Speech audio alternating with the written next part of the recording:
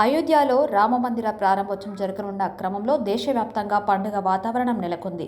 భారతదేశం మొత్తం రామనామంతో మారుమోగిపోతుంది. అన్ని రాష్ట్రాల్లోనూ అయోధ్య రామ మందిరానికి సంబంధించిన కార్యక్రమాలు ఎంతో ఘనంగా జరుగుతున్నాయి. అటు శ్రీరాముడి జన్మస్థలం అయోధ్యలో కూడా రామమందిర నిర్మాణం ముగింపు దశకు చేరుకుంది. ఈ నెల 22వ తేదీన ఆలయంలో రాముడి ప్రాణప్రతిష్ఠ జరగనుంది. ఈ నేపథ్యంలోనే రామమందిర నిర్మాణం కోసం ప్రజలందరూ భాగస్వామ్యం కావాలని కేంద్ర ప్రభుత్వం పిలుపునిచ్చి విరాళాలు సేకరించడం మొదలుపెట్టింది. దీంతో ప్రపంచవ్యాప్తంగా ఉన్న లక్షలాది మంది శ్రీరాముడి భక్తులు ముందుకు వచ్చి భారీగా విరాళాలు అందించారు. అయితే పాన్ ఇండియా స్టార్ ప్రభాస్ రాజుల వంశానికి చెందిన వ్యక్తి అనే సంగతి అందరికీ తెలిసిందే. ఫుడ్ విషయంలో రాజ మర్యాదలు గతంలో ఎలా చేసేవారో ప్రభాస్ కూడా తన ఇంటికి ఎవరు వచ్చినా కూడా అలాగే ఆతిథ్యం ఇచ్చేదారు. తనతో పనిచేసే నటీనటులను తన ఇంటికి తీసుకెళ్లి మరీ అన్ని రకాల భోజనం వండి పెట్టేవారు. ఇందులో భాగంగానే తాజాగా అయోధ్య రామ మందిరం ప్రారంభోత్సవం సందర్భంగా భక్తులకు అన్న ప్రసాద నిమిత్తము తన వంతుగా ప్రభాస్ 50 కోట్ల రూపాయలు విరాళంగా ప్రకటించినట్లు సమాచారం. ఇక అయోధ్య రామాలయంలో ప్రతిష్ఠించనున్న రామ్ లల్లా విగ్రహం బుధవారం ఆలయం ప్రాంగణానికి చేరుకుంది. ట్రక్కులో విగ్రహం రాగానే జై శ్రీరామ్ నినాదంతో చుట్టుపక్కల ప్రాంగణం దద్దరిల్లింది. క్రేన్ సహాయంతో విగ్రహాన్ని గుడిలోకి చేర్చారు. కాగా వెండితో చేసిన ఒక రామ్ లల్లా విగ్రహాన్ని ఆలయ ప్రాంగణంలో బుధవారం ఊరేగించారు.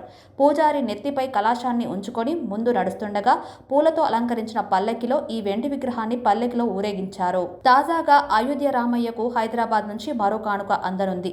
ప్రాణప్రతిష్ఠ వేడుకలను పురస్కరించుకుని అత్యంత భక్తి శ్రద్ధలతో తయారు చేసిన భారీ లడ్డూను అయోధ్యకు తరలించనున్నారు. సికింద్రాబాద్కు చెందిన శ్రీరామ్ క్యాటరర్స్ 1265 కిలోల భారీ లడ్డూను తయారు చేసి అయోధ్య శ్రీరాముడికి కానుకగా సమర్పించాలని సంకల్పించారు. అయోధ్య రామయ్యకు సమర్పించేందుకు హైదరాబాద్ లడ్డు బయలుదేరింది. కాగా శ్రీరామ జన్మభూమి తీర్థక్షేత్ర ట్రస్ట్ నుంచి అతిపెద్ద లడ్డు తయారు చేసేందుకు సికింద్రాబాద్కు చెందిన శ్రీరామ్ క్యాటర్స్లో వారు అనుమతి తీసుకున్నారు. ఈ లడ్డు తయారీకి 350 కిలోల శనగపిండి, 700 కిలోల చక్కెర, 40 కిలోల నెయ్యి, 40 కిలోల కాజులు, 30 కిలోల కిస్మస్లు, 30 కిలోల బాదం, 10 కిలోల పిస్తా, 32 గ్రాముల కుంకుమ పువ్వు వినియోగించినట్లు నాగభూషణం రెడ్డి తెలిపారు. ఈ భారీ లడ్డును అయోధ్య రాముడి ఆలయానికి 50 మీటర్ల దూరంలో ప్రదర్శనకు ఉంచుతారని తెలిపారు. ఆ తర్వాత ప్రాణప్రతిష్ఠ కార్యక్రమానికి వచ్చిన భక్తులకు ప్రసాదంగా పంచుతారని నాగభూషణం రెడ్డి వెల్లడించారు. అయోధ్య రాముడికి తెలంగాణ నుంచి ప్రత్యేక కానుకలు తరలివెళ్లడంపై